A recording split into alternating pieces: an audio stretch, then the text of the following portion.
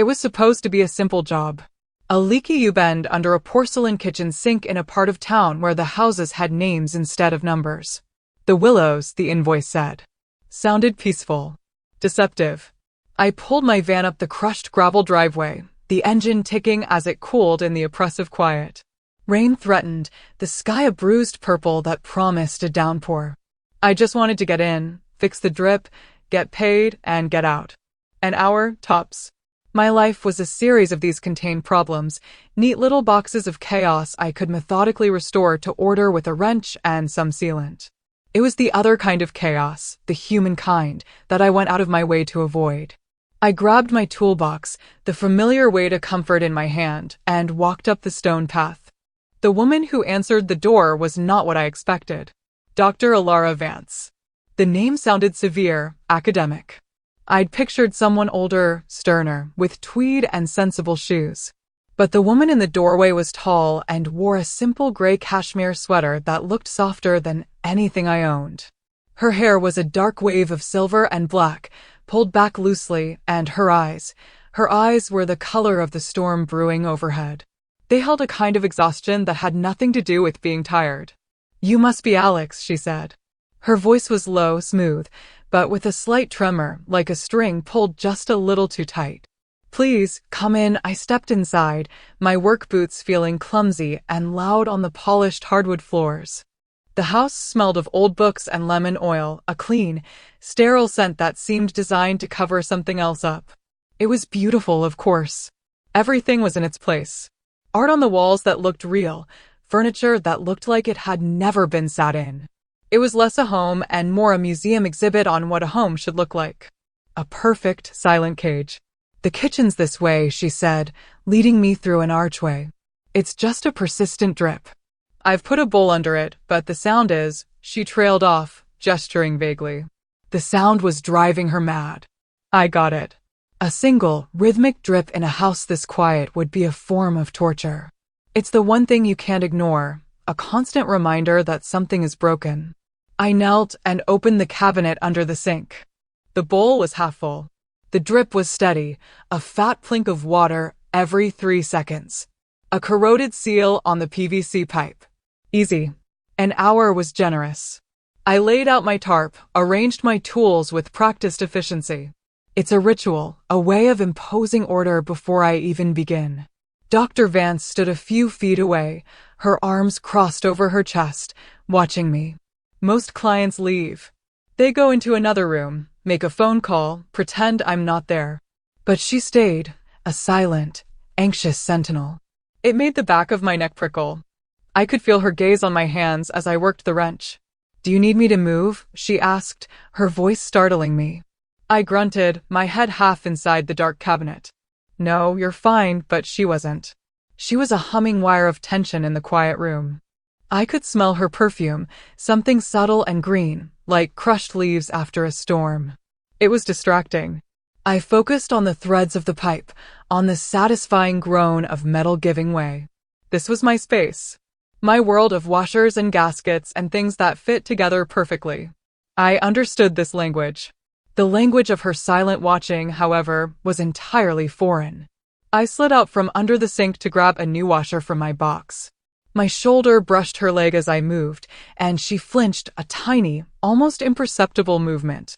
"Sorry," I mumbled, not looking at her. "It's fine," she whispered, but she took a half step back, creating a distance that felt both necessary and like a disappointment. I hated that I felt that. It was unprofessional. She was a client. A name on an invoice. The Willows. I slid back under the sink, into the familiar darkness, the smell of damp pressboard and rust filling my nose. The drip had stopped. I tightened the final connection, my knuckles scraping against the basin. A small sting of pain to ground me. Just a job, I told myself. Just another broken thing to fix. "Would you like some coffee?" The question came from above me, and I banged my head on the underside of the sink in surprise. A muffled curse escaped me. "Oh, I'm so sorry," she said, her voice laced with genuine alarm. "Are you all right?" I emerged slowly, rubbing the back of my head, my cheeks hot with embarrassment. "Fine. Just, You startled me, my heart was hammering against my ribs. Coffee, she repeated, her hands fluttering at her sides as if she didn't know what to do with them. I've just made a fresh pot, I should have said no. I should have said, no thank you, ma'am. I'll just finish up here, write you the bill, and be on my way. That was the script. That was the boundary. But I looked at her, really looked at her, for the first time. The perfect composure was a thin veneer over something shattered. Her eyes were pleading, not for me to have coffee, but for me not to leave her alone in this silent, perfect house. The storm had broken outside, rain lashing against the kitchen window. Leaving now felt like casting someone adrift. Yeah, I heard myself say. Coffee sounds good. She gave me a small, grateful smile that transformed her face, softening the harsh lines of her anxiety. It was a beautiful smile. I felt a lurch in my stomach that had nothing to do with hitting my head. While she poured 2 mugs, my hands felt clumsy as I packed away my tools. The job was done. The drip was silenced. My purpose here was technically complete. We sat at the small breakfast table, the rain drumming a frantic rhythm on the roof. The coffee was black and strong, and the heat of the mug felt good in my hands. We didn't speak for a few minutes, just listened to the storm. The silence felt different now. Less sterile, more shared. You're very good at what you do, she said finally, her gaze fixed on the swirling steam from her mug. Methodical, I like fixing things, I said, the words sounding stupidly simple. It makes sense. There's a problem, you find the cause, you apply the solution. It's neat, she looked up at me then, and her eyes were dark with a sadness so profound it felt like I was looking into a deep well. Not everything is so neat, she said quietly. No, I agreed, my throat suddenly tight. It's not. We lapsed back into silence, but the air between us was charged with everything unsaid. I knew I should be making moves to leave. The professional part of my brain was screaming at me, telling me to stand up, hand her the bill, and walk out the door. But my feet felt nailed to the floor. I felt anchored by her loneliness, by the unspoken plea I'd seen in her eyes. I was a fixer, and I was sitting in front of a woman who was broken in a way I had no tools for. I cleared my throat, the sound unnaturally loud. Well, the sink is all sorted. No more drips. I pushed my chair back, the legs scraping against the floor. It was time to restore the boundary, to become the contractor again. I stood and reached for the invoice pad in my back pocket. Her face fell, the brief warmth from the coffee and conversation draining away, leaving behind that haunted, exhausted look. She looked smaller, suddenly. More fragile. Thank you, she said, her voice barely a whisper. She stood as well, wrapping her arms around her middle as if holding herself together. The thing is, she started, then stopped, biting her lip. She stared at the now silent cabinet under the sink, then back at me. Her gaze was intense, searching. It felt like she was trying to gauge whether I was a person who would walk away or a person who would stay. I waited, my hand frozen on my pocket. The rain hammered down, a relentless assault on the roof. There's a bigger leak upstairs, she said, the words so quiet I almost missed them. I frowned, confused. Another one? You didn't mention it on the phone. Is it a pipe? The roof. My mind immediately went to work, cataloging possibilities, solutions. Water damage, drywall, plaster repair. Tangible problems. Fixable things. She shook her head, a slow, painful motion. A single tear escaped and traced a path down her cheek. She didn't wipe it away. No, she said, her voice thick. Not that kind of leak. My breath caught in my chest. Oh, I understood. The neat, orderly world of pipes and wrenches dissolved, and I was left standing in the middle of her chaos, utterly unequipped. Every instinct screamed at me to run. To make an excuse, to say I don't handle that kind of work, to get in my van and drive away. But I looked at her trembling lip, at the raw despair in her storm-gray eyes, and I couldn't move. I was a fixer, and this was the most broken thing I had ever seen. Show me, I said. The words came out of their own accord, a quiet surrender. She led me up the stairs. Her hand trembled on the polished oak banister. My boots were heavy on the plush runner, each step feeling like a transgression, taking me deeper into a place I didn't belong. The upstairs hallway was lined with closed doors, each one a silent witness. She stopped in front of the last one on the left and hesitated, her hand hovering over the doorknob. She took a deep, shuddering breath, like a diver preparing to plunge into icy water. Then she opened the door.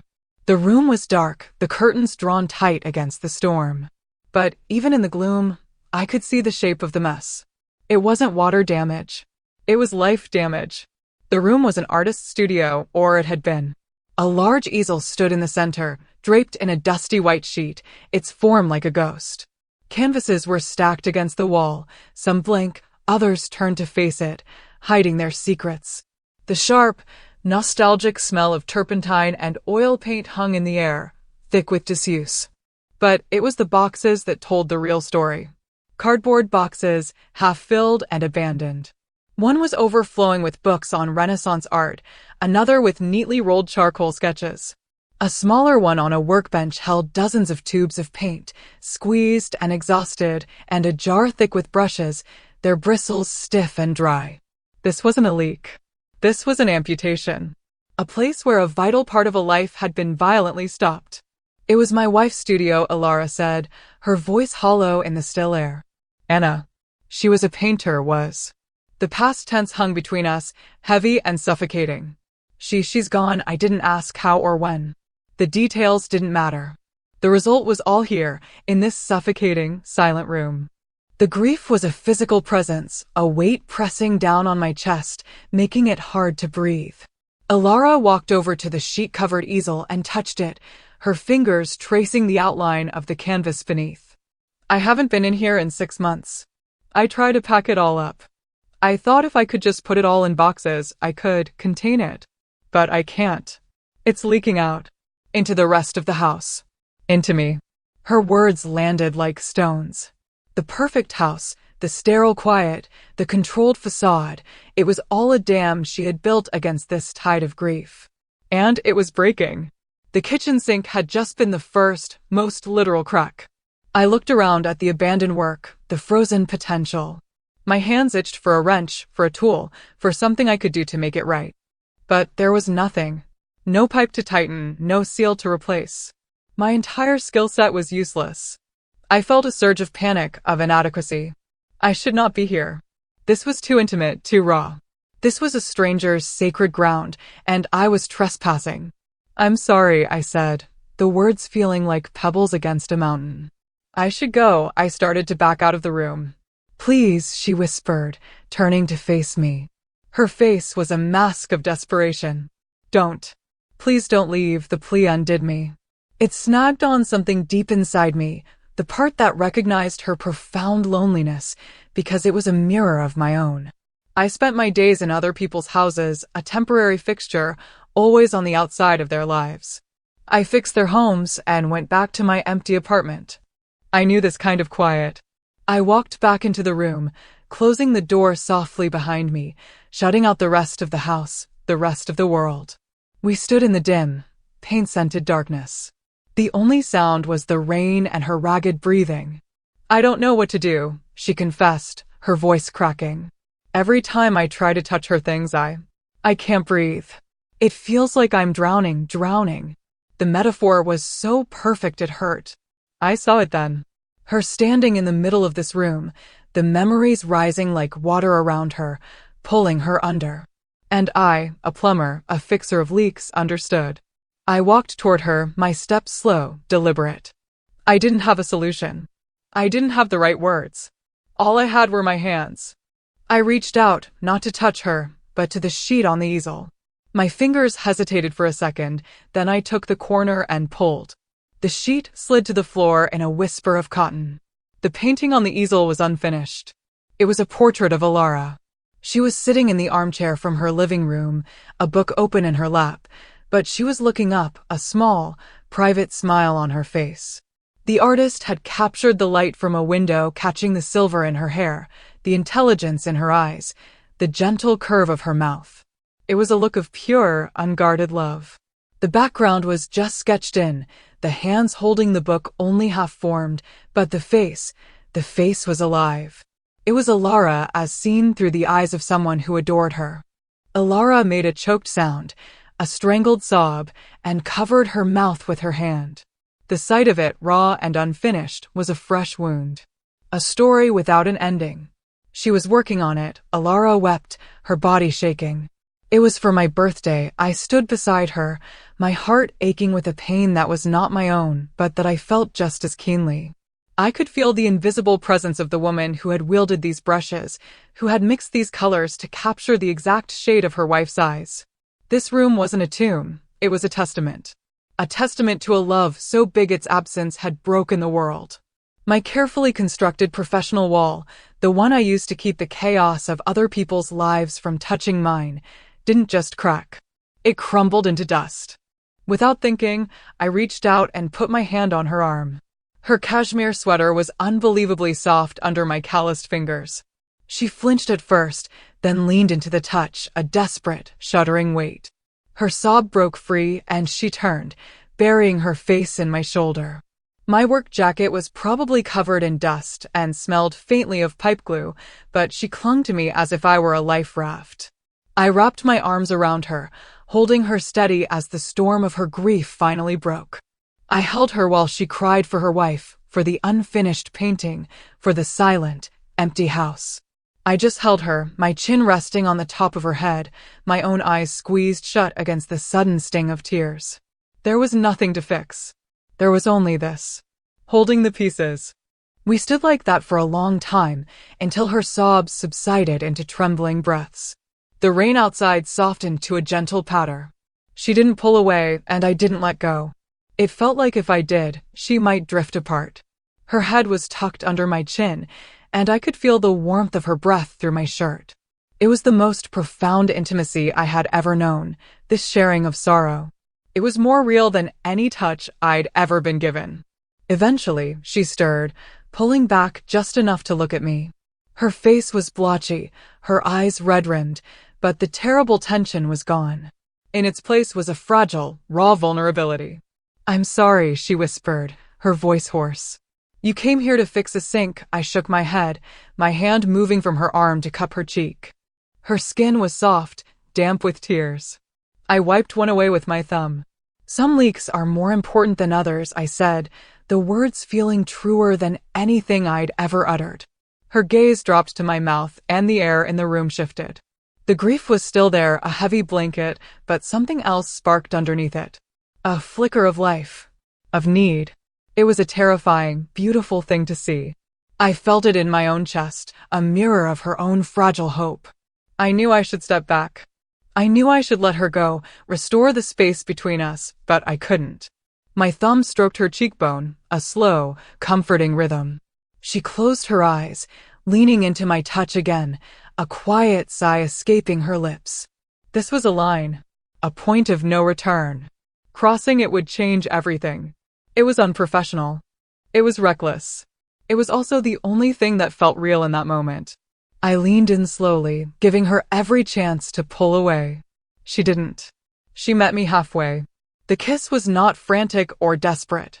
It was soft, hesitant, and tasted of salt and coffee. It was a question and an answer all at once. It was a quiet acknowledgement of the wreckage around us and a decision, for just a moment, to build something new upon it. When we broke apart, we rested our foreheads together, breathing the same air. The smell of turpentine, her perfume, the rain. It was the scent of this moment, a moment that would be seared into my memory forever. Neither of us spoke.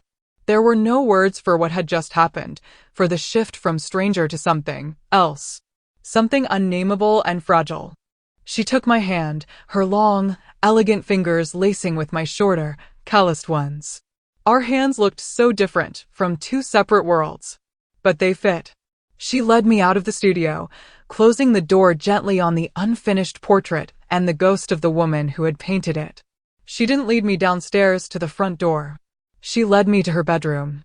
The room was as immaculate as the rest of the house, but it felt different. It felt like hers alone. The bed was large, covered in a simple white duvet. The storm had passed, and a pale, watery light was filtering through the windows, painting stripes across the floor. There, in the quiet aftermath, we found a different kind of solace. It wasn't about forgetting the grief or fixing the brokenness. It was about not being alone in it. Our intimacy was a slow, tender exploration. It was about the simple miracle of touch, of skin against skin, a silent conversation in a house that had been silent for too long. I learned the shape of her, the sharp line of her collarbone, the soft curve of her hip. She traced the old scars on my knuckles, the tense muscles in my shoulders. We were two lonely people who had found a temporary harbor in each other.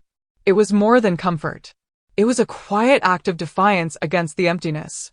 A confirmation of life in the midst of so much loss. I woke to the pale light of dawn. For a moment, I didn't know where I was. The sheets smelled of her, clean and faintly floral. I was in her bed, her arm draped over my waist, her slow, even breaths a comfort against my back. The house was still.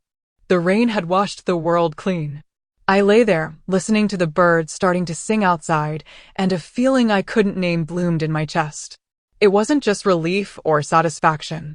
It was a kind of peace. I had come here to fix a leak, a simple, mechanical problem. I'd followed the rules, brought the right tools. But the real problem had been something else entirely, something my tools were useless against. I had stayed. I had listened. I had held. And in doing so, I had fixed something far more important. Or maybe not fixed. Maybe fix was the wrong word. You can't fix grief. You can't patch a hole in a person's soul like it's a leaky pipe. All you can do is sit with them in the dark until the light comes back. All you can do is show them they're not drowning alone. Ilara stirred behind me, her fingers tightening slightly on my hip. She pressed a soft kiss to my shoulder blade. "Good morning," she whispered, her voice husky with sleep. I turned in her arms to face her. In the morning light, she looked different. The deep exhaustion in her eyes was still there, but it was softer around the edges. It was joined by something new. A tentative hope. "Morning," I said, my voice softer than I intended. I reached up and tucked a stray strand of silver and black hair behind her ear. "The sun's out," she smiled, a real, genuine smile that reached her storm-gray eyes. "Yes," she said. It is my toolbox was still sitting by her front door. The invoice was still unwritten in my back pocket. The job was, by all professional standards, incomplete. But as I lay there in her arms, in the quiet light of a new day, I knew I had done the most important work of my life. The leak upstairs was still there. It always would be. But it wasn't a flood anymore. It was just a part of the house, a room to be entered with reverence and love. And maybe, just maybe, it didn't have to be entered alone.